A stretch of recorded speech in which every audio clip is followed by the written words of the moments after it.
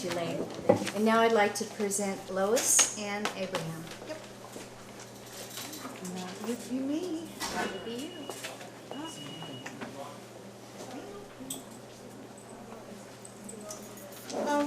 I'm Lois Ann Abraham. I have a couple of books out. Tina Goes to Heaven is the novel, and Circus Girl and Other Stories is a collection of short stories. And I'm really working on the last 2% of the next one. I wanted, because of the theme of dementia, because I have a lot of life experience in that area, I thought I would read some poems, even though I'm not a poet exactly. I'm not exactly not a poet, but I'm not exactly a poet. This one, my husband had Parkinson's. He still does. So this is called Parkinson's Goodbye. His train is leaving. I stand on the platform, my hand reaching the window to hold his hand, walk beside him all the way, but his train is leaving. Our fingers part and he is leaving. He looks from this distance like a stranger, someone from another time, a child. Now like a bear, now a dog, now a small bird leaving. I see him smaller, less, his features blurred to an expressionless dot disappearing around the curve. I stand on this platform, future blind, flat-footed, empty-handed, leaning against the emptiness about to fall. This one, thank you. This one is about a support group that I go to for caregivers, specifically of people with Parkinson's. And I've been going to it for probably 10 years. I'm the oldest person there in terms of seniority, not in terms of age, but close. It's called Third Thursdays. And if any of you are in this position, join us on Third Thursdays at that Eateries. It's all in Sacramento, but yeah, come around, it's great. This was sort of after my early experience. They are ladies, unlike me. Hair carefully groomed, nails painted peach or silvery pink, clothes straight off the mannequins at Nordstrom's, sometimes in a larger size, but still. I'm grubby. Clothes mail order and thrift store, nails different lengths, some lined with dirt. My hair quickly ruffled, the half-hearted greeting offered to someone else's dog, a dog whose wagging is half-hearted. The talk here in this room is more important than graduate seminars or summit meetings. We are not students or diplomats. Our cares are not academic, not negotiable. In this room, we relate the long chill of abandoned faces, the deep waves of longing, the dark stream of hallucination, strange people in the house, small children crying in the garden, armies training for the Olympics in the backyard, long nights of wet beds and wandering, falling, forgetting, the medicines that heal, then sicken, surgeries that promise, then fail, phone calls to the doctors, to 911, phone calls that yank me from my calm lilac office to remind me that I don't know what I will find when I get home, except it won't be good.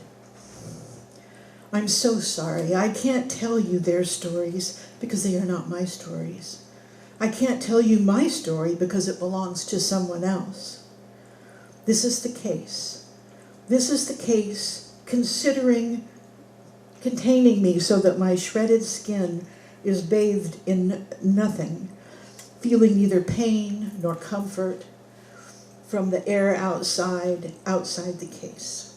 This is the case. This is the case, opening here, and this is me spilling out into this room where we nod and sort broken plates, discolored maps, unused tickets, drowned promises.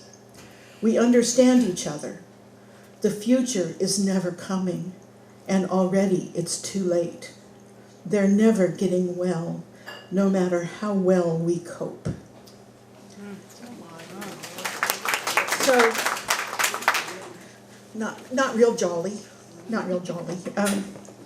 So let me read you this little bitty last piece. It's just 2 pages about my son Coda. I've written about him all of his life, and he lets me do that.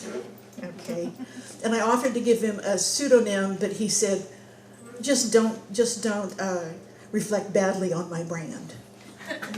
So Coda is his name. This is called Coda's First Salad Bar.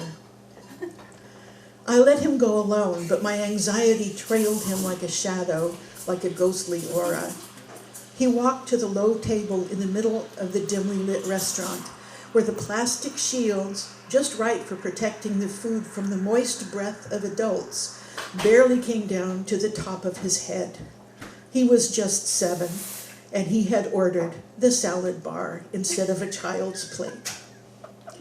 A good mother would have gone with him, hovering, assisting, suggesting, directing, warning, insisting, but I let him go alone. It was my first day as a single mom. We were on the road to San Francisco, going to seek refuge with my sister, while his towering, directive father moved out of the house, perhaps for good. Life had been coming apart for both of us for quite a while, and neither of us knew what was going to happen next, or soon, or ever. My recently unfathered and thus untethered child described at school as at risk, a heavy player. This little boy wanted a salad bar. I let him go alone, not knowing what the rules would be in the absence of the ruling presence of my soon-to-be ex-husband. Coda approached the bar with intense interest. I could read from the set of his thin shoulders, tense but full of curiosity. From the booth I watched, also tense but full of misgivings. Are children allowed to order a salad bar? The waiter had taken his order without any comment. I didn't see a sign saying, "You must be this tall," or fine print in the menu saying that children under 12 must be accompanied to the salad bar by a parent or guardian. I couldn't think of what I was supposed to do in this situation. I wouldn't be able to think for several months, not till after the reality that had been clouding my reality cleared. Alone at the salad bar, Coda studied the offerings intently, circling the table like a billiards player looking for the best shot. Then he took a plate and carefully and attentively spooned food onto it, moving more deliberately than I had known he could, serving himself kidney beans, raisins, sliced celery, a slippery slice of canned peach that threatened to slide off the spoon into the tuna salad below, but didn't, a large mound of sunflower seeds, bacon bits, then a small pile of chopped lettuce, then croutons, which he had probably never seen before, a cube of red Jell-O, diced tomatoes on top of the croutons. He walked slowly back to the booth where I waited, watching his plate, sat down and began to taste each item separately. The waiter brought my lunch. Coda and I shared our meals silently, like refugees from a war zone, like strangers, like fellow travelers saving the new life for its tantalizing possibilities and dangerous freedoms. There were rough times in the offing. I know that now, and I certainly feared it then.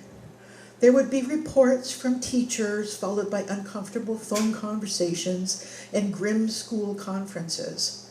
I would be barraged with dire warnings and well-meant advice I couldn't begin to follow, from people who loved us and from people I hardly knew.